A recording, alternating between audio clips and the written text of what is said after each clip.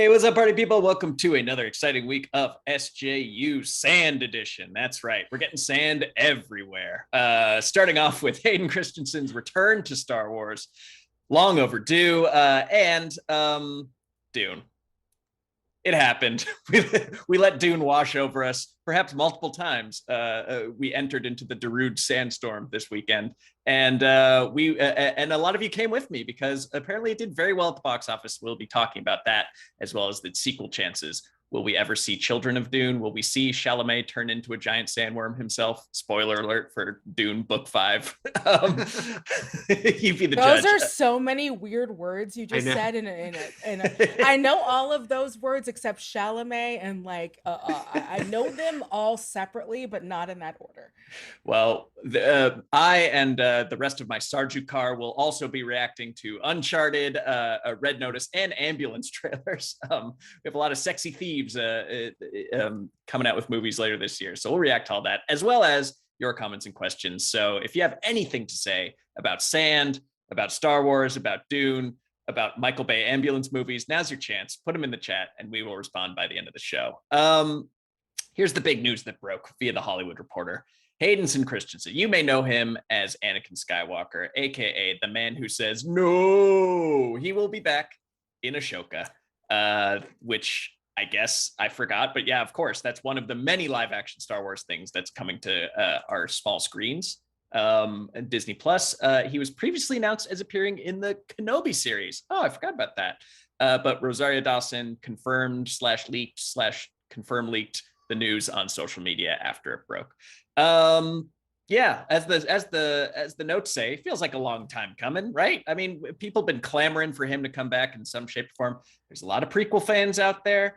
Everybody seems to get a Star Wars if you want one. So why are we not bringing back I was gonna say the big black voodoo daddy, Darth Vader himself, Anakin Skywalker. Big white voodoo daddy, yes. What's your level of excitement or interest or take on the return of Hayden? I have always felt so bad for them Anakins. It's you might not like them, but the heat that the actors got is super unfair and was never fair to them. And so I loved that when Hayden had his voice back for the last movie, everyone was like, oh my God, it's him. We're so excited. So I'm happy. I'm excited. He's a good actor. He's been good in things. It's just maybe not everyone is really good in acting in things on a green screen where you can't see everything, and when the directing isn't necessarily so much about connecting with other humans as it is delivering information. Well, yeah, I feel like, and I know there's different opinions, but lots of great actors were laid low by the prequel dialogue and directing. Unfortunately, he was the star and the connective tissue between the three of them, and lesser known than the others. So it's like we didn't have other good things as much to compare him to. Totally. Eric, are you you're on Team Hayden, right? No, I am. I think it's great. It's funny to me to look back. You know, there's always stuff that a certain sect of fandom will say online on Star Wars Twitter that I'm like, come on, guys, you're just making things up. And one of them was, for instance, a few years ago, post the Disney purchase, like, oh, I've heard there's a mandate by Disney to never directly acknowledge the prequels or include stuff from the prequels. Clearly, that was never the case. Like Jimmy Smith showed up in Rogue One 5 years ago.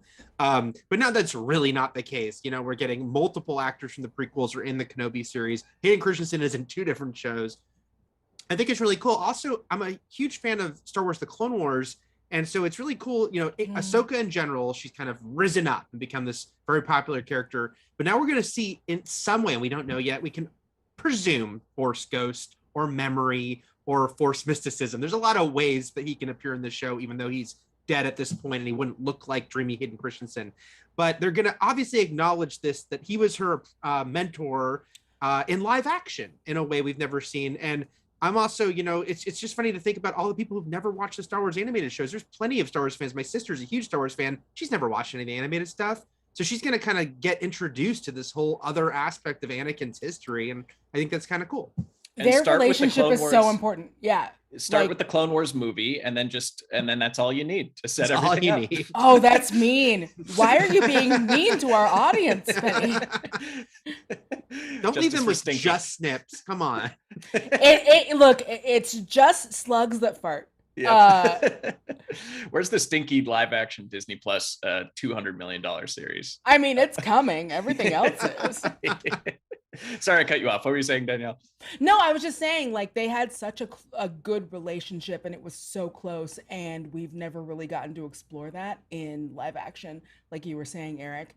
So it's really nice that, like, you get to see this, like, you really get to see Anakin be a mentor to this person who was at first presented as being the most annoying failed Jedi of all time, and then slowly became one of the most beloved Jedi of all time.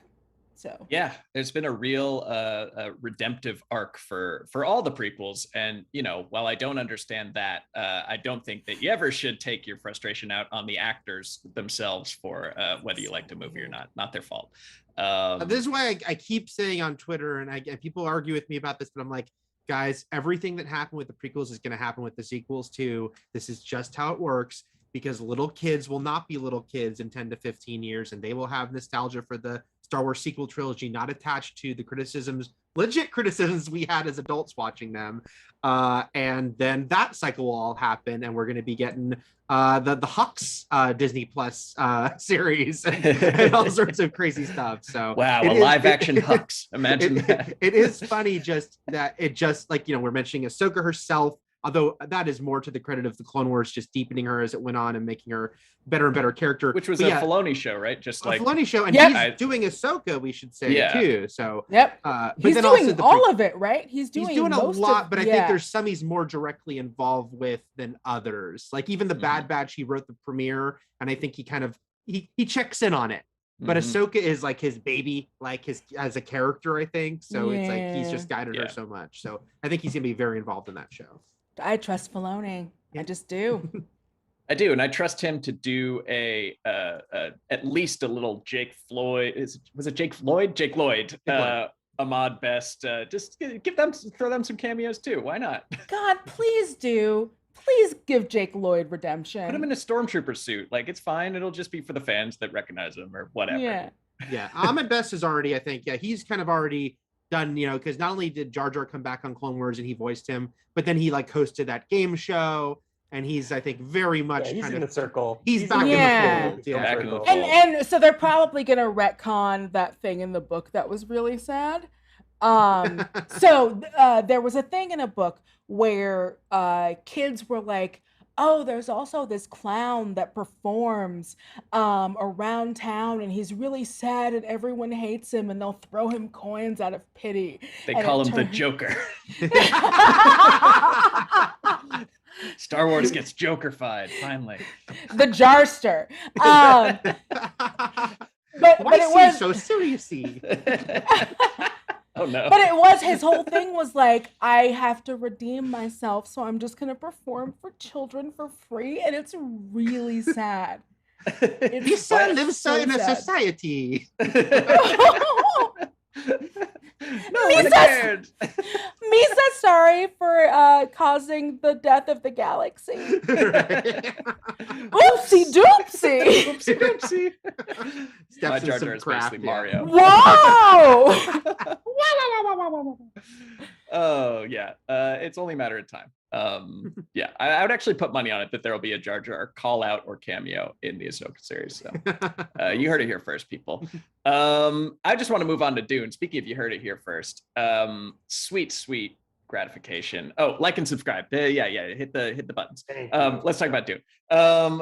It opened to 40.1 million smackaroos, which is not the currency on Arrakis, but it's a lot of money here on Earth.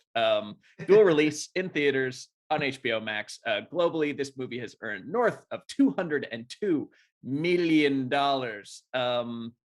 This film started with Dune Part 1 in text. It did. Yeah, so I've said some things about the Snyder Cut and its devotees, but now that I have Dune Part 1 in my life. If we don't get Dune Part 2, I'm going to cover myself in oil like Baron Harkonnen and camp out outside the Warner Brothers studios until we get the announcement, just grossing people out until they greenlight this one. I don't have anything else to say about it except I don't know if we could call it a victory lap or just how excited I was to see Dune. You guys want to talk about Dune more? And I guess our chances for a Dune sequel, given this box office performance, they got to be good. This has to be a sure thing, right? It's such good pandemic money. That is wild pandemic money. It is so good. I do think that people respected that they need to see it in theaters. I am a contrarian, so I didn't like it as much. But I also have not seen it yet a second time, which I think it's not until the fourth time that like it really sinks in. So even if you don't like it the second time, if we could just like force you to keep watching it, I think right. I'm just gonna do a 24-hour live stream with my eyes open like a fucking orange. Clockwork Orange. Clockwork Orange. Oh, I said a cuss word. Like Clockwork Orange, and I'm just gonna sit there until I really love this. Yeah, I mean, I will say this: if you're not already primed for Dune, I can't imagine really enjoying this movie. But I was already torqued for it. I read the book fairly recently and watched Lynch's movie even more recently. So, you know, I had all my proper nouns ready to go and I knew what everything was ahead of time. It's a big ask to have people to just jump in and get washed over with all these new concepts in this new world that's very bizarre. And I think they did as good of a job as they could at like lightly skimming you through the exposition, but it's a lot. So I'm just surprised that it's doing so well and getting such positive critical and people reception. Yeah, I think even before it opened, I felt pretty optimistic, but now I'm pretty damn sure that it's getting that sequel. Actually, right before we went live, I just noticed it actually made 41 million when the finals came in, so did a little better even, and that's Warner Brothers' best opening during the pandemic. And yeah, it's like it you know, given all the factors involved. The movie's length, that, you know, it was throwing a lot at you. The fact, you know, the HBO Max of it all, I think they have to look at it all and be like, yeah, we won't know what it would have done without the pandemic, but this is pretty freaking good considering there is a pandemic. And I think once in a while you get that unfulfilled promise of a sequel. They said was happening but wasn't. But that movie in particular, like you said, Spencer, when it opened with part 1 at the start, I'm like, well, they gotta do part 2, you know. And now I think they will, because it's done well enough. Even at this that's point. my biggest critique of the film is, much like, you know, Infinity War and Endgame, it's half a movie. It's the setup to a story, which I think this is just morphing into my Dune review, which it frees it up from kind of obviously condensing too much information and from having like the more predictable blockbuster movie third act of like, oh, there's a big worm chase, they got a pew pew pew, then they roll the credits like a Marvel movie just has to wrap things up, but it's very unfinished. So I would just be extra upset if they called it after this one. Denis got plans for a trilogy, man. He's ready to keep going. He's got ideas. Well, there's a book, there's many books, but he says he could do a third one. Well, I mean, and also I think that like a lot of people are, spoiler alert for a movie you've all seen because it's on HBO Max, there isn't as much of Zendaya as I think everyone thought there would be, but there's more. Like, I promise there's more. There's more to come. The part 2 of that story is, well, I don't know how much, we won't get into spoiler territory, but more Zendaya. Yeah, more Zendaya and little Timmy C is going to have to really step up. I thought he did a very serviceable job, but they weren't really asking much of him. There'll be a lot more asked of him for part 2 of this story, to be like a convincing leader and action hero, and for the boy to become the man. We'll see. And also, if we don't just see extended scenes of Paul and Chani just making out in front of a green screen, then what are we doing here? Oh, no green screens in this studio. No, they're going to the desert. Real dunes. They're going on a real dune. Real dunes. They will roll down real dunes. Sand. Like the pina colada. Of course, and it gets everywhere. Right. They will get sand everywhere. And some people are into that, and we shouldn't shame them. No shaming. No sand shaming here. In 4D, they're going to release little sand particles during the lovemaking scenes. Sand particles. Oh, and Usher will just come in and Pocket sand. Wait, you're telling me that wasn't filmed in Atlanta? I could have sworn that was Atlanta that they filmed it. The Georgia suburbs, they really transform. It was all the Tyler Perry studios. Yeah, they next to the White House, they have a Arrakis set just ready to go. Climate change, crazy. You know, what I love about everything filming in Atlanta was I realized that there's a little bully kid in Halloween Kills who appears for 2 seconds. I'm like, oh, he's in Cobra Kai, because it's like the local Atlanta actors who get to like pop up and stuff. Dune was lacking in local Atlanta talent, I'm afraid. I barely recognized the Peach State. That's right. So I don't know. There's not much of a prompt here except to talk about how much Dune rocked. Danielle, you're entitled to your opinion. That's totally fine. I get why. I've already got on it on Twitter, and I think I deleted it because I was like, not today. It is not without its, I'll say, challenges. But man, I was ready. We got the Honest Trailers commentary too, so we'll force her to watch it again. Yeah, no, that'll be a much needed counterpoint, because otherwise my Honest Trailer would just be, what was the tweet that Timothy did where he just says Dune a bunch of times? Yes. Dune. It reminds me of when that show Shameless came out. I've talked about this before, and really William H. Macy just did this like thing where all he would say is like, oh, it's so shameless, it's such a shameless show, and it's like, you don't have to keep saying the name of the thing. Like, it's fine. Work it into as many sentences as possible, you get a buck. I've seen Shameless though. Now that I was playing a game with a friend on try to guess what Shameless is about, much like the Burn Notice game, where you try to guess what Burn Notice is actually about. I have no idea. No one knows. I watched a little Burn Notice. I can tell you. What is Burn Notice? Burn Notice. Yeah. All right. I feel like we've gotten off track here. Is there anything else to say about Dune before we react to some trailers? Nothing. Yeah. You're gonna get your sequel. You're gonna be happy, Spencer. Yeah, we're getting part 2, baby. And now we need to push for part 3. That's where the campaign needs to go. Yeah. Oh, I know how excited you are for part 3, my friend.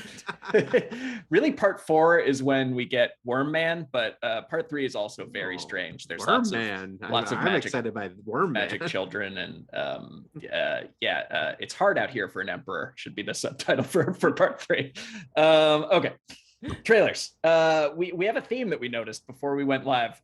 Every trailer today features sexy thieves.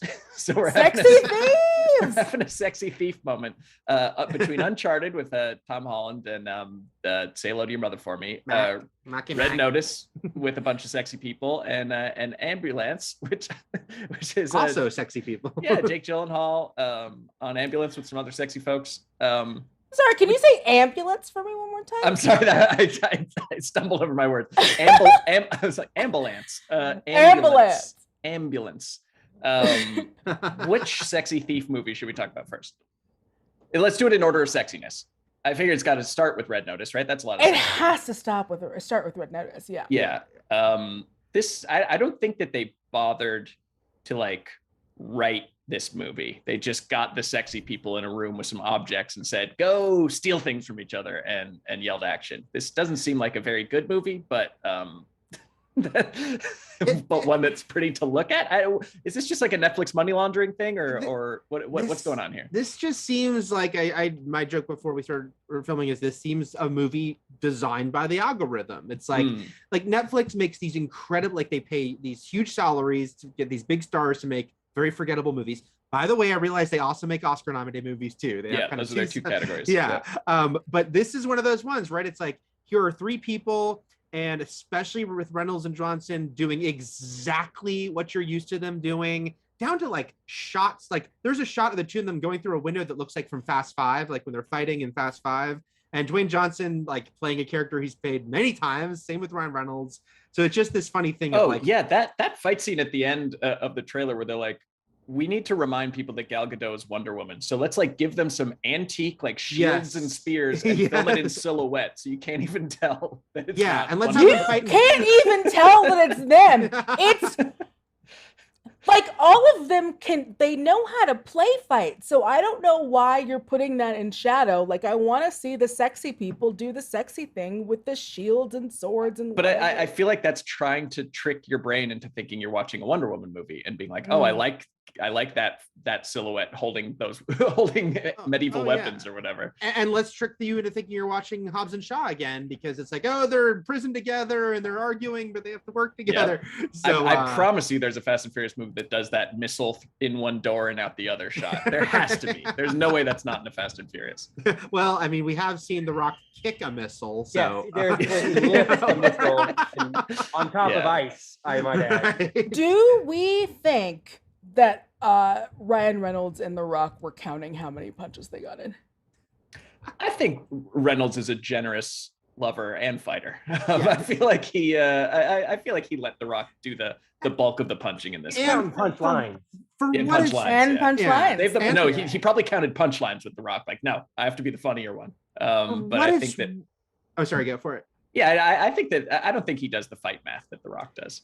I don't even know if The Rock does it, except maybe with Diesel, because clearly there's a very specific personal issue there. Because Johnson himself made some jokes after that all came out. And also, as many people pointed out, it seemed more surprising when it said Diesel and Johnson, but that Johnson coming from the professional wrestling world, where he knows you lose a lot to like help your character, would even ever have that. So I've always been skeptical. It's been very reinforced how much they do not like each other, those two guys, Diesel and Johnson. So maybe with then he's like, I don't want to lose to this guy. Yeah. But otherwise, I don't know. Ass Rudy Poo. Yeah. I think Johnson sees the humor in like someone beating him up, you know? Well, as we did with our another video on this very channel of The Rock versus Vin Diesel, we counted every punch and every fight scene they've ever been in, and Diesel wins, but what makes the difference is The Rock is willing to play the bad guy and the punching bag in a few movies, whereas Diesel is too cool to ever get punched. That's lame. Cool guys don't get punched. So he wins in the end. Yeah, this movie looks stupid though. Like just a complete nothing of it's like you get all these people together, you write them this huge check, and it's like you in theory could do whatever you want with those three. Like, people will go check it out, and what they do is like just kind of do B-sides of your other famous roles.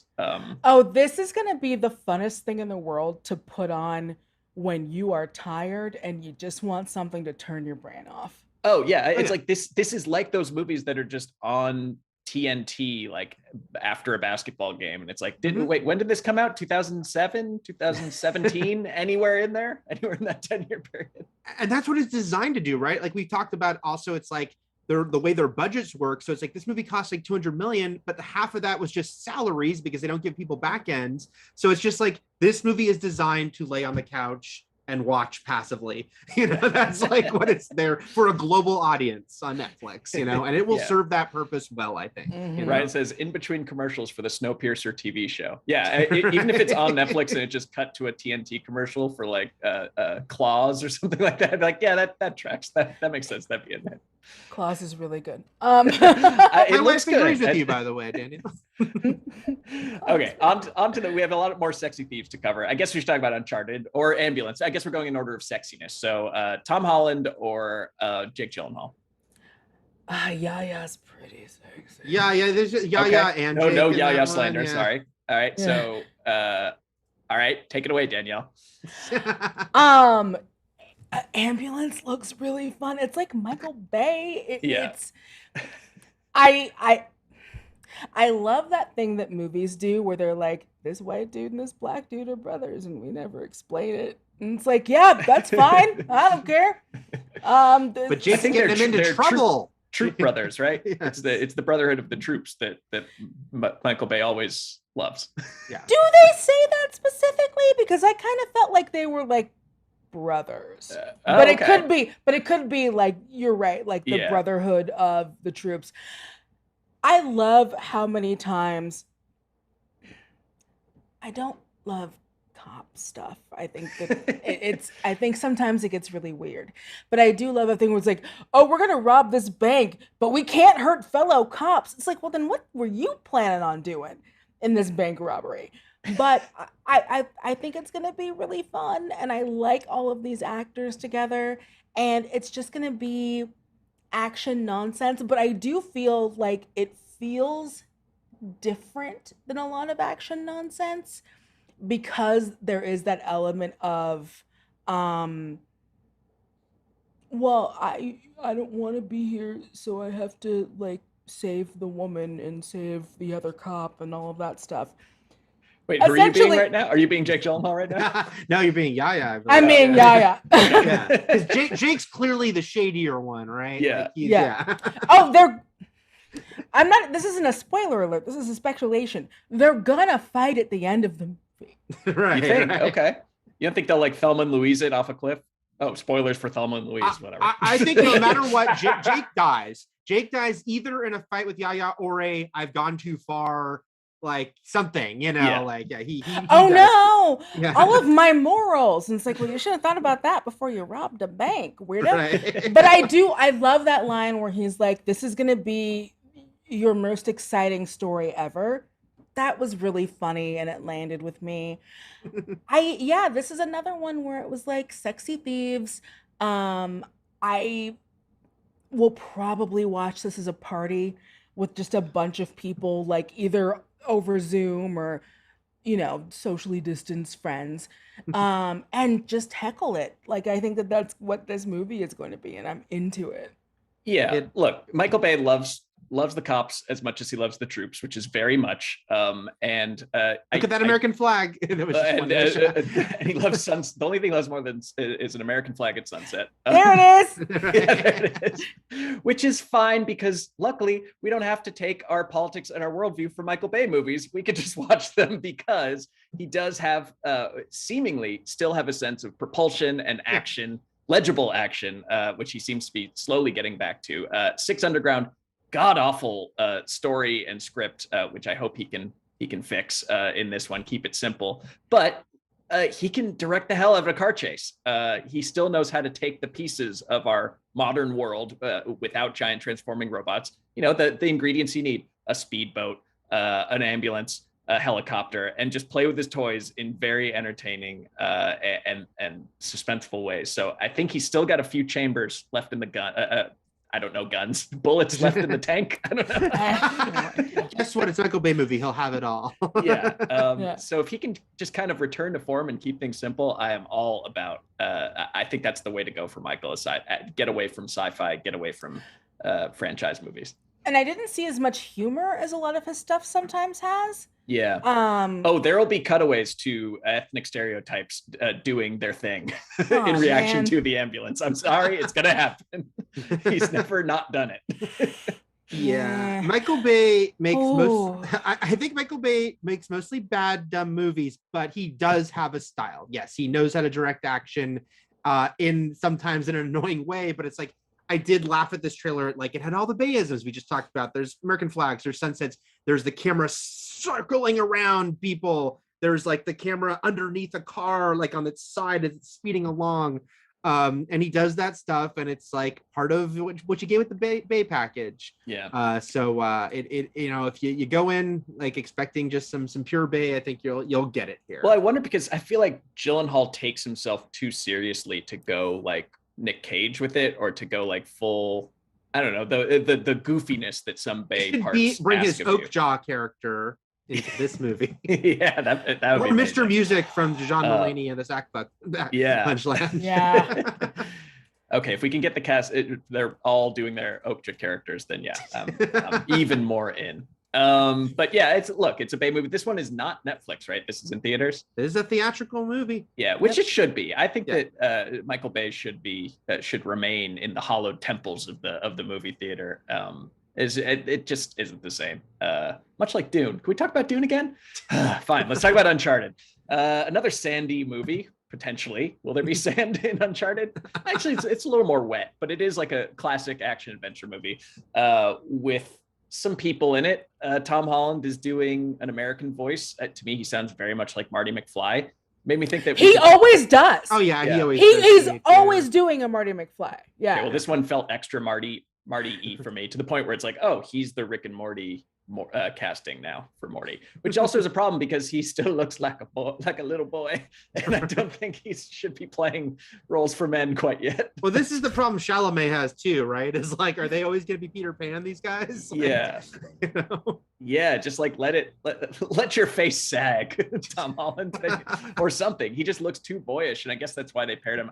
Frankly, like, I do play a fair amount of video games. Uncharted is not one of them. I hear it's great. It looks great. I have no real attachment to the source material, so it looks pretty generic to me. And man, those physics look stupid of the airplane scene at the end of him just Legolasing his way up the crates. Like, that's the difference between Michael Bay and whoever did that sequence. Is like, your eye just says nope, that's not happening, that's not real, and then you can't really engage with it for me. But what do you guys think of this trailer? Oh, I loved it. Okay, all right. I think it looks like really stupid fun. All of that stuff at the end when him climbing up is just like pure. Tom Holland clearly has a very physical style because, you know, he was a dancer. And so he clearly has like he's very good at the physicality of stuff. And so I guess whatever stunt person they get for him also has to be like very good at the physicality. But there's no actual, that's not a person. None of this is a person. I see that and I go, no, not happening. Well, but maybe even if it is a person, it's not. I don't know. I guess it's where you get the whole Tom Cruise Mission Impossible thing of like, I know that was done on a soundstage, that they angled it differently, and that I'm watching that. I'm like, he doesn't have spider powers in this one, right? There is a lot of leaping. Yeah, right. This was Ruben Fleischer directed this, Zombieland and Venom director, so he's from the Spider-Verse. This looked very generic to me. I haven't played the games, but it just if I'm gonna pick a mindless action movie, I think I'd pick Ambulance. I think they both open in like February too. This one just kind of looked very by the numbers to me. Yeah, it's Tomb Raider with a man. Man, the way Tomb Raider was supposed to be. Right. I did him in the booty shorts.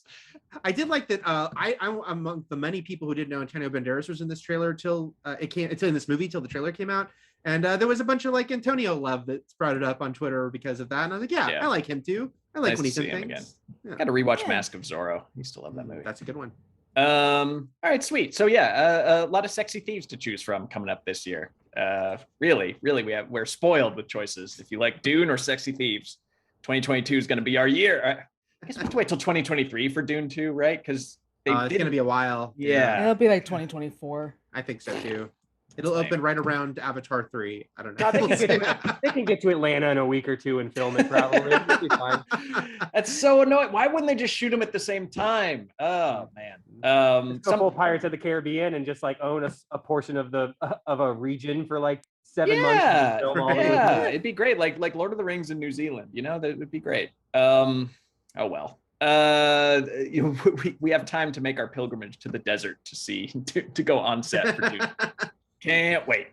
All right, let's get to some fan questions. In honor of who asked this, Wendigo 2064 Iffy writes, in honor of Sexy Thief Day, October 25th.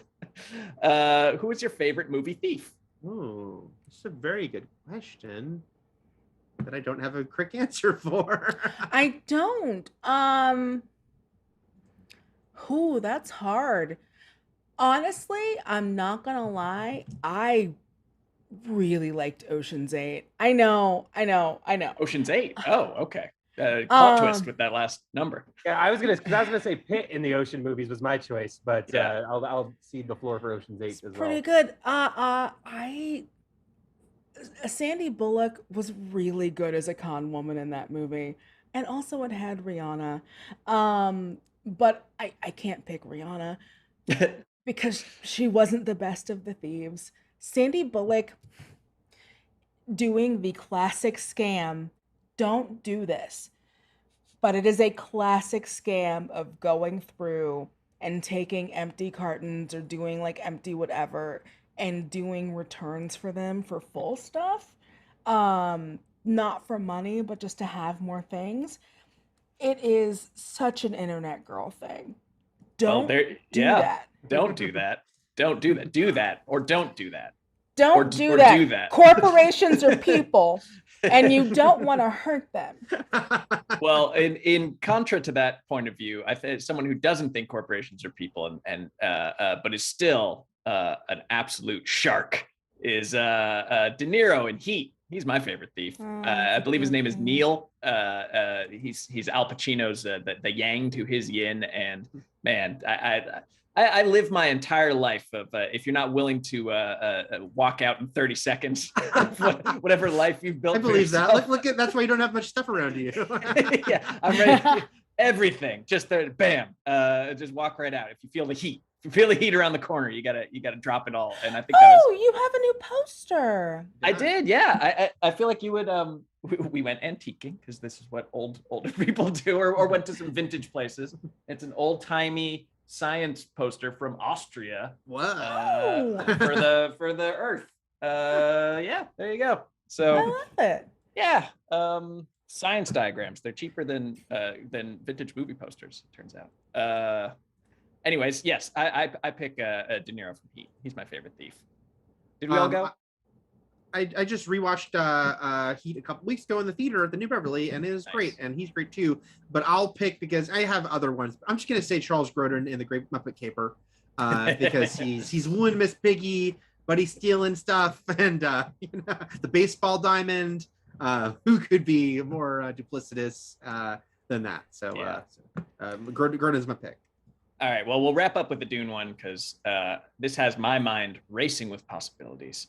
Zeno Hour asks, who should play Fade Routha Harkonnen in part 2? He suggests Robert Pattinson or Bill Skarsgård. You will recall that was Sting in the David Lynch Dune. He is like an evil Paul Atreides kind of counterpart, a skilled young man who works for the evil guys, and he was cut from the film. A pretty iconic character, but he could definitely show up in the second part. So who could go toe to toe with Timmy C greased up in leather underwear like Sting? I will. So I've never, because again, I was 100% new to Dune for this film. And so I know nothing about this character except, it's the guy Sting played, which I'd never seen that movie. I just seen pictures of Sting. And then someone did tell me he's kind of got sort of like a yin to the yang thing going on with Paul. And so the person I blurted out that I'm going to stick with is Lucas Hedges, his Lady Bird co-star, who at one point, they would always have dueling art house trailers. I remember I'd go to see like an art house movie and it was like, will I get a Timothy or a Lucas or both? Yeah. So that's what I say is should face off with him. Oh, this is going to be debated in the comments, but we're looking. I want to do pop star to pop star. I want to do someone who exudes that energy. I think it's Lil Nas X. Okay, interesting choice. I think it's Lil Nas X. I think Lil Nas X comes in because like that character doesn't really have a lot of lines. His job was mostly like not necessarily. He could, but he doesn't. Mm-hmm. Just like stand around and look menacing and very naked. And I feel like Lil Nas X nails that. Let's see. I mean, we're talking about like permanent baby faces because my head went to either Daniel Radcliffe or Elijah Wood. To just grease him up and go like Guns Akimbo style, give him a couple knives, like this is our secret weapon, this trained killer, and he's just like rah. But yeah, I would love to see any of those picks on screen, including as I think Robert Pattinson would be awesome to see him versus Timmy C. Or they can spare another Skarsgård, sure, why not? More Skarsgårds the better. Sweet. Well, I'm gonna go watch Dune again. I don't know about you guys, but we're trying to pump those numbers up, get a part 5. Justice for let's make Timothée Chalamet into a worm, or rather his magic demon baby. All right. Thank you for watching SJU. Hey, we have a junket. We have a junket. Oh, I didn't know we had a junket. Hey. I thought I noted it. My bad. Yeah, there's a junket. And it's Dune connected. You should be all over this. Amazing. Well, surprise after credits edition.